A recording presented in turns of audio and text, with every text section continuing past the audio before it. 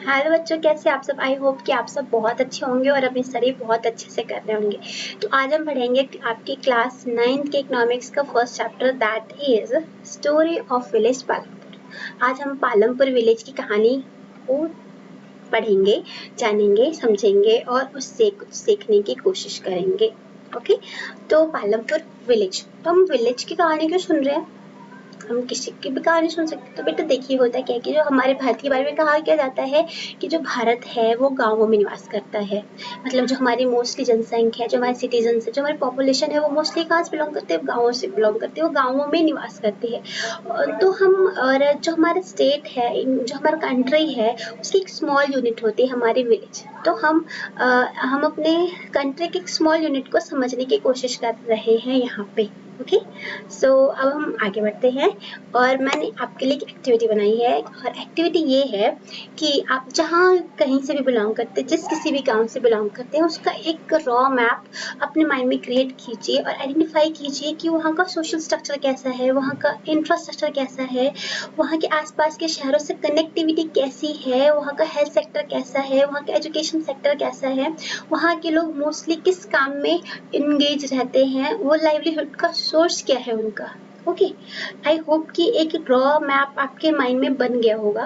Okay, सो आगे हम अब चलते हैं पालमपुर। अपने गांव से बाहर निकल के चलते हैं हम पालमपुर गांव। तो पालमपुर गांव जो है, ये रहा छोटा सा गांव है और इससे 3 किलोमीटर की दूरी पर है एक रायगंज गांव और बाकी एक शाहपुर शहर भी है।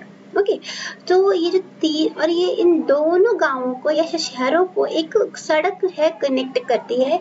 जो सड़क हमेशा चलती रहती है, हमें सड़क नहीं चलती है, सड़क पे वाहन चलते रहते हैं। मतलब इसका ये है कि यहाँ पे कभी जीप, गाड़ी, मोटरसाइकिल, तांगे या फिर गुड़ से लगे हुए तांगे, बैलगाड़ी हमेशा चलती रहती है। मतलब लोग इसका यूज कर पा रहे हैं, कनेक्टिविटी है।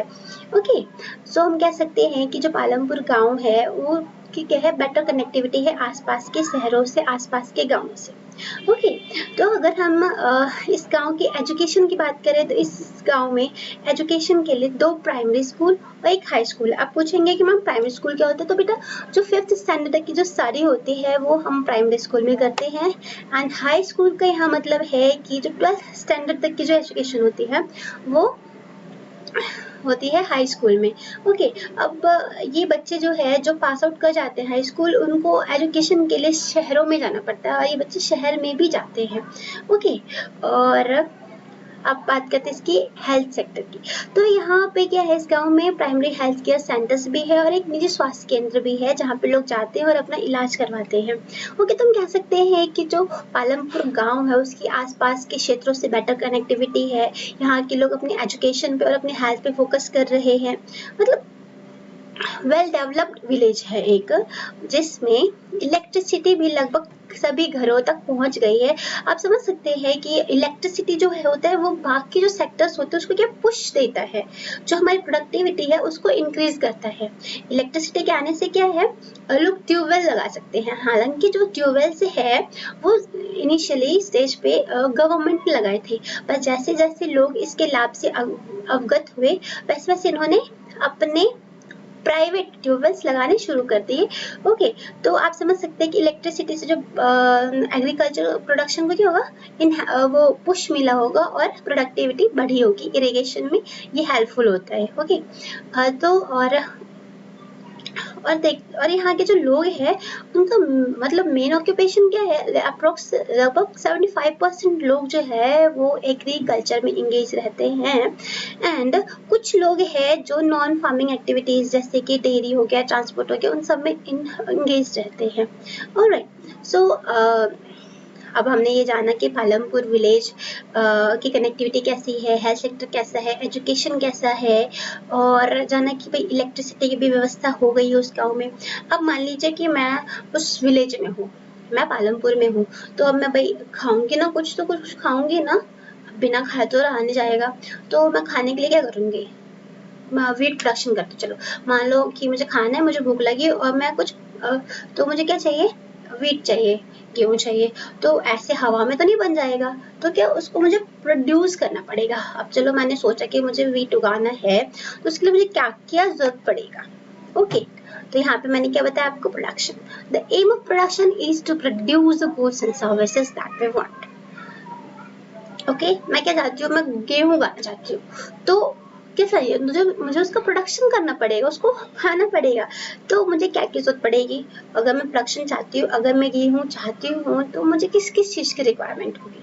पहले तो मुझे लैंड की जरूरत पड़ेगी। अब देखिए, अगर मुझे गेहूं उगाना है तो मैं अपने हाथों में तो उगाऊंगी नहीं, आसमान में नहीं उगा सकती, तो मुझे क्या कुछ लैंड चाहिए जहाँ पे मैं अपना एग्रीकल्चर कर सकूँ।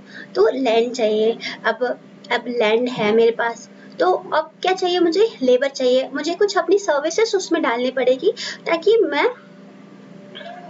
प्रोडक्शन हो सके।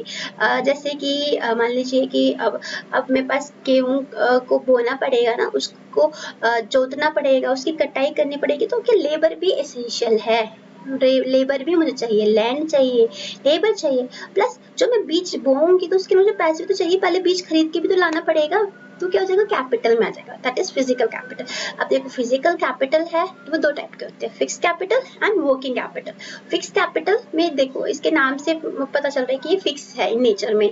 सो जिसको हम लॉन्ग टर्म में यूज कर सके, लॉन्ग रन में यूज कर सके, वो होता है फिक्स कैपिटल। ओके, जैसे एक मशीनरी हो गई, हमारे ट्रैक्टर्स हो गए। ओके, और वर्किंग कैपिटल में हो गए जो हमें प्रोडक्शन के लिए जरूरी काम है, और जो इसको एक बार यूज करो तो खत्म हो गया, इसको हम लॉन्ग रन में यूज नहीं कर सकते। जैसे कि बीजे है, तो अगर मैं बीजे बो दूंगी तो क्या खत्म हो जाएगा उसके साथ ही, बोने के साथ ही, या फिर अब नया प्रोड्यूस होगा तो मिलेगा हमें। ओके, सो अब हम और फोर्थ जो मेजर फैक्टर है वो है ह्यूमन कैपिटल। ये ह्यूमन कैपिटल ही है, जो हमारा माइंड ही है, जो हम लैंड, लेबर, फिजिकल कैपिटल में कोऑर्डिनेशन करता है और एक अच्छा आउटपुट प्राप्त करने की कोशिश करता है। एक ह्यूमन ही है जिसमें रिस्क लेने की कैपेबिलिटी है और इनोवेशन कर सकता है।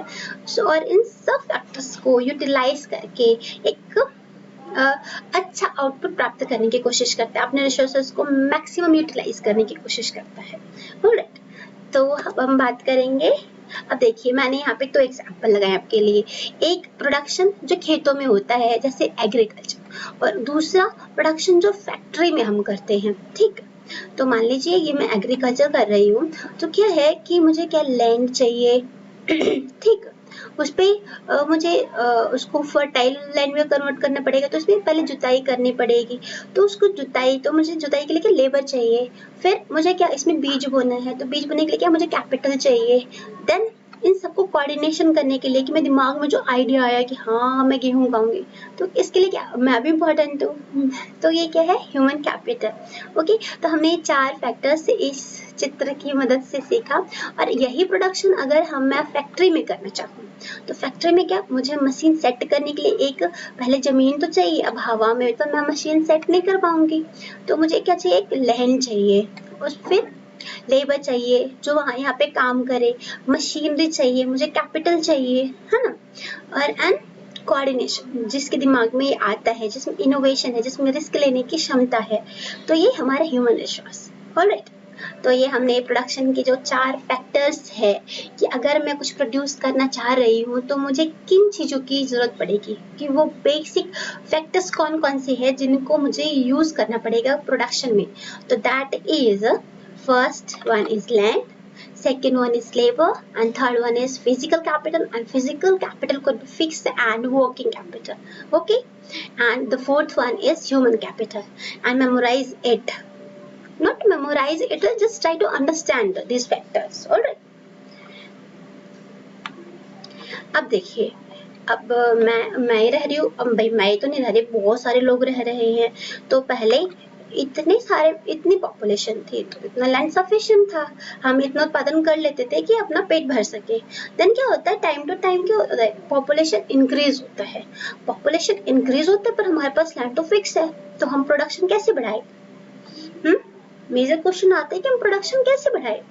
तो तो हम क्या करेंगे, पहले जो परती भूमियां थी जिसको हम एग्रीकल्चर के लिए यूज नहीं कर पा रहे थे, तो हम उसमें क्या करेंगे, जो वेस्टलैंड थे उनको हम कन्वर्ट करेंगे कल्टिवेबल लैंड्स में। ठीक, हम उसका बेस्ट यूटिलाइज करने, सॉरी मैक्सिमम यूटिलाइज करने की कोशिश करेंगे कि भाई हाँ, जो हमने यूज नहीं करा उनको यूज करके अपने प्रोडक्शन को बढ़ाने की कोशिश करेंगे। फिर पॉपुलेशन का तो और इंक्रीज होता है, फिर क्या करें, अब भाई पहले हम साल में एक फसल उगाते थे, अब क्या करेंगे, हम 2 फसल उगा लेंगे या 3 फसल उगा लेंगे। ये सेम आइडिया मेरे पूरे गांव वालों को आया। तो पालमपुर वाले क्या बोलते हैं कि भाई अब हम क्या करेंगे, हमारी पॉपुलेशन इंक्रीज हो रही है, हमें ज्यादा फसल चाहिए, तो हम एक खेत में ही क्या करेंगे, एक साल में ही 2 या 3 फसलें उगा लेंगे। ठीक, so to grow more than one crop on a piece of land during the year is known as multiple cropping, most common way to increase production on a given piece of land. Okay, कि given piece of land पे साल में एक से ज्यादा फसलें उगाने को क्या बोलते हैं, मल्टीपल क्रॉपिंग। ओके, और ये क्या मोस्ट कॉमन वे है to increase the production on a given piece of land. Alright, I hope कि आप सबको इतना समझ आ गया होगा। तो ये अब हमने क्या करा कि देखिए, तो फिर हमने डिस्ट्रीब्यूट कर दिया कि जो राबी, देखिए हर फसल की अलग रिक्वायरमेंट होती है। तो कुछ फसलें होती है जो सर्दियों में बोई जाती है, कुछ गर्मियों में बोई जाती है, और कुछ जो टाइम पीरियड जो सर्दी और गर्मियों के जो बीच का जो टाइम होता है उसमें बोई जाती है। तो जो फसलें हमने सर्दियों में बोई, जो सर्दियों में बोई जाती है, उसको हम रबी क्रॉप बोलते हैं, जैसे कि गेहूं हमारा। ठीक, खरीफ क्रॉप में आता है जो हम गर्मियों में बोए जाते हैं, जैसे हमारा धान हो गया, मक्का हो गया, ज्वार, बाजरा। चार फसल जो सर्दी और गर्मी का जो बीच का टाइम होता है, बोल सकते हैं कन्वर्जन वाला जो टाइम होता है, उसमें हम जायद क्रॉप उगाते हैं, जैसे कि हमारा तरबूज हो गया, खीरा हो गया। ओके, तो हमने यहाँ पे क्या करा, हमारी पॉपुलेशन बढ़ रही है, हमारे पास लैंड फिक्स था, तो हमने पहले क्या करा, जो नॉन कल्टिवेबल लैंड्स थे उनको हमने कल्टिवेबल लैंड्स में कन्वर्ट करा। ओके, देन सेकंड हमने, हमारे पास दूसरा आइडिया क्या है कि हम साल में जो हमारा फिक्स लैंड था उससे 2 या 3 फसलें उगा लेंगे। ठीक, जो बहुत ही कॉमन वे है अपने प्रोडक्शन को इंक्रीज करने वाला। ओके, फिर पर यहाँ के लोग क्या है, देखिए गन्ना भी उगाते थे, गन्ना देखिए जो गन्ना होता है उसको तैयार होने में लगभग 10 से 11 महीने लग जाते हैं। तो इसकी जो कटाई होती है कि साल में एक बार, और पूरे साल ये लगा रहता है। तो ये जो पालमपुर के जो लोग थे वो क्या करते हैं, जो शुगर उगाते हैं उसको या तो रॉ कच्चा ही बेच के आ जाते हैं शाहपुर विलेज में, या शाहपुर शहर है उसमें बेच आते हैं, या फिर उसका जैगरी बनाते हैं। आपको पता होगा कि शुगर कैन से क्या होता है, गुड़ बनाया जाता है, तो गुड़ को वो शाहपुर विलेज है, सॉरी शहर है, उसमें वो बेच के आते थे। ओके, अब हम नेक्स्ट बात करेंगे। अब देखिए, हमने अपने बच्चों को स्कूल में तो भेज रखा है, हमारी पॉपुलेशन इंक्रीज हो रही है, तो हमें क्या जरूरत है, इनोवेशन की, हम कि कैसे हम अपने प्रोडक्शन को इंक्रीज करें। तो इसी टाइम में इवॉल्व होता है ग्रीन रिवॉल्यूशन आता है, जिसमें क्या होता है, HYV सीड्स का यूज किया जाता है, पेस्टिसाइड का यूज किया जाता है, फर्टिलाइजर्स का यूज किया जाता है, मशीनरी का यूज किया जाता है, और सिंचाई की उच्चतम व्यवस्था की जाती है, और फिर एग्रीकल्चर किया जाता है।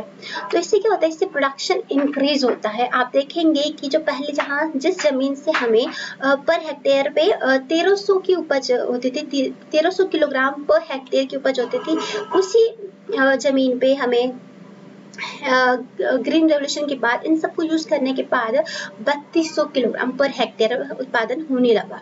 मतलब समझ सकते हैं कि दुगने से भी अधिक था ये।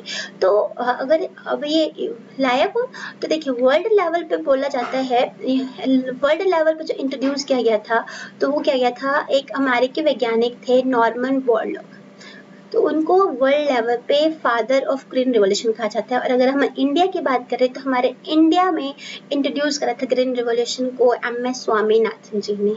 ओके, ये बहुत इंपॉर्टेंट है, आप दोनों के ही नाम याद रखेंगे। ओके, और अब देखो पालमपुर विलेज वालों के पास इलेक्ट्रिसिटी की व्यवस्था तो थी ही, तो क्या इरिगेशन फैसिलिटी उनके पास थी ही, तो इन्हें tractors, machinery, HYV seeds, fertilisers, pesticides को यूज करके क्या करा, अपने प्रोडक्शन को मैक्सिमाइज करने की कोशिश की। अभी मैंने बताया आपको कि इसमें HYV seeds, high yielding variety of seeds को यूज किया जाता है, and HYV seeds needed plenty of water and also chemical fertilizers and pesticides to produce best results. Alright, so अब मैंने पहले ही बता दिया है आपको कि जो वीट का जो प्रोडक्शन पहले हमारा 1300 किलोग्राम पर हेक्टेयर होता था, वो ग्रीन रेवोल्यूशन के बाद क्या हो गया 3200 किलोग्राम पर हेक्टेयर, लगभग 2.4 टाइम्स बढ़े गया। तो इससे क्या हो गया, हमारे किसानों के पास सरप्लस हो गया। बस सरप्लस क्या होता है, जो देखो जो हमने टोटल प्रोडक्शन करा माइनस जो हमें जरूरत थी, जो बच गया वो क्या हो गया, हमारा सरप्लस हो गया। ओके, तो हम इस सरप्लस को क्या कर सकते हैं, आप मार्केट में बेच सकते हैं, अपने शहरों में बेच सकते हैं।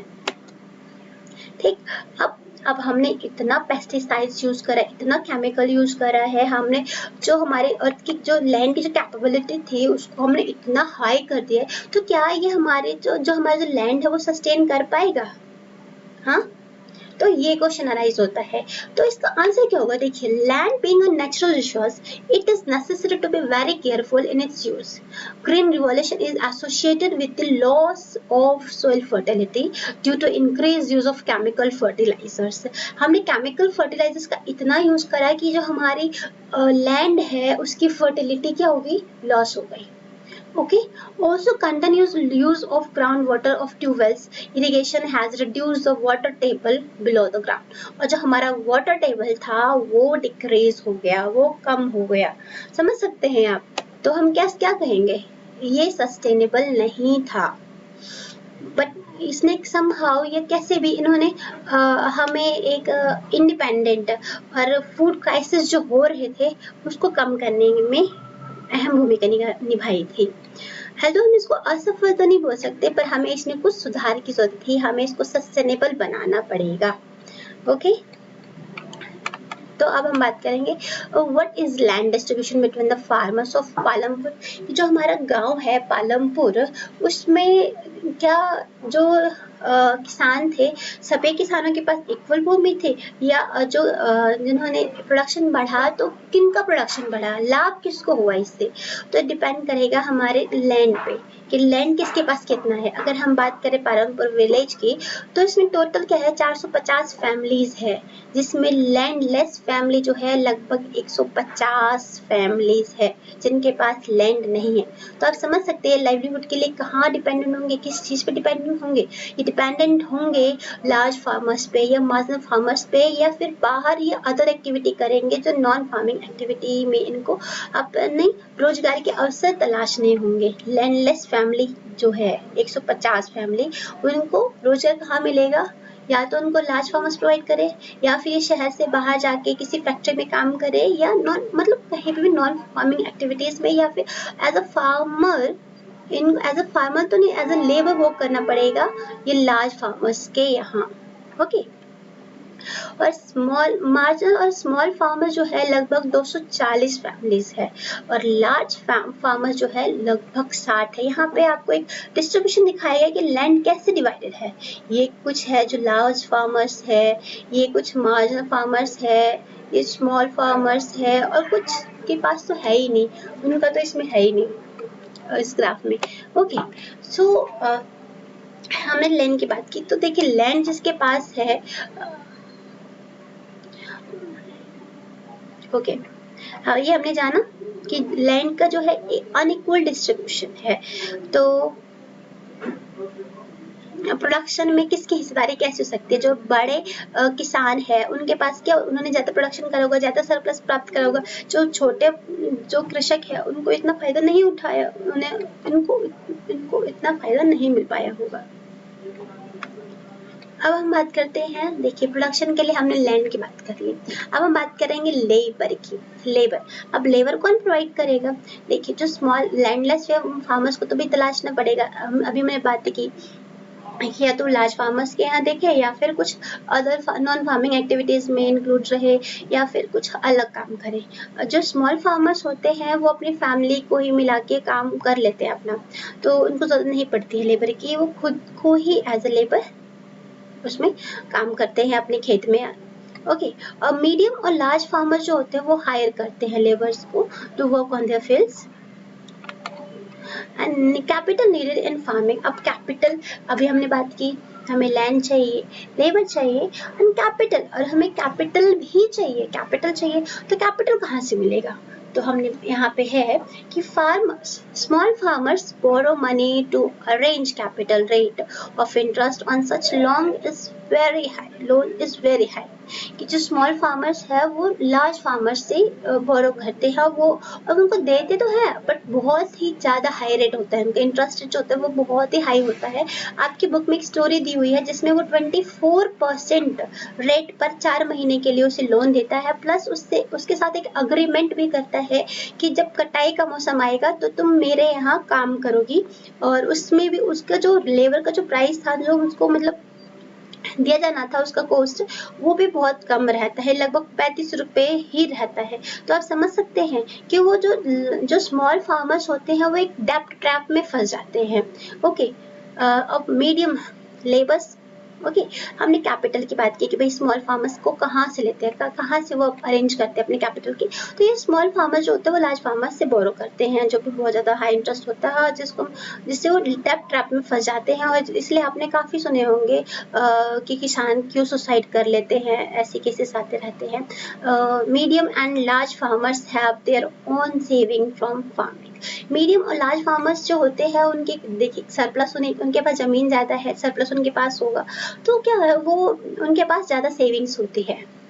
Okay, and sale of surplus from product, यही है कि जो लार्ज फार्मर्स होते हैं वो अपने प्रोडक्ट को सेल करके ज़्यादा प्रॉफिट कमा सकते हैं। ओके, अब हमारे गांव के, हमने प्रोडक्शन देखा कि फार्मिंग एक्टिविटीज से, अब नॉन फार्मिंग एक्टिविटीज में लगभग 25% of people engage in activities other than agriculture. जो पालमपुर के लोग हैं वो लगभग 25% से ज़्यादा लोग जो है वो अदर एक्टिविटी में इंक्लूड है एग्रीकल्चर के अलावा।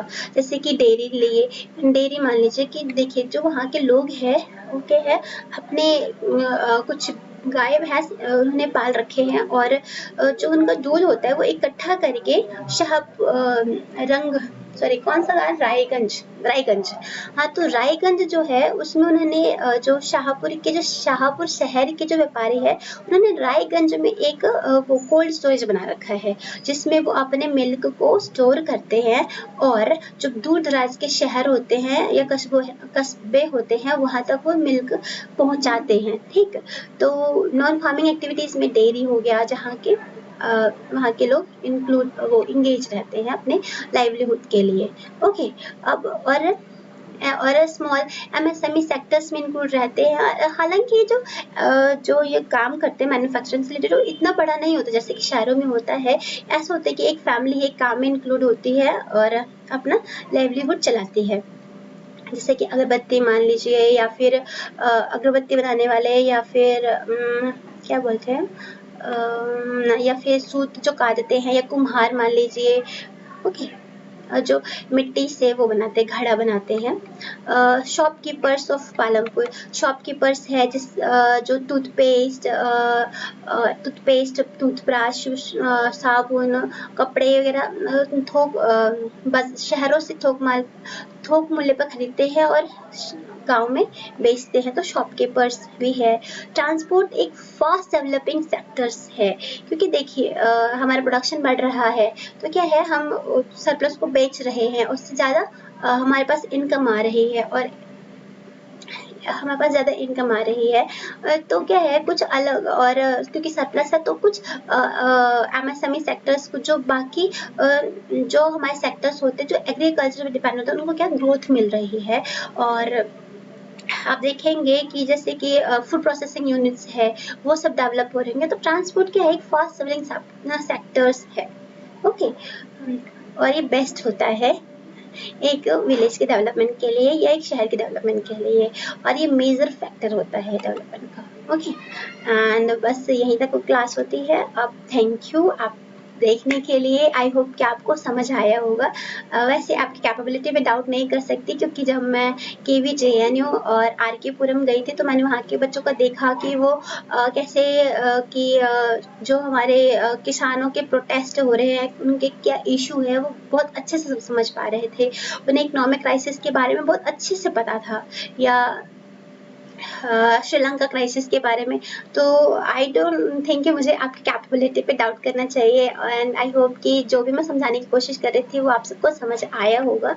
एंड अगर आपको समझ आया then please like share and subscribe my channel. Thank you.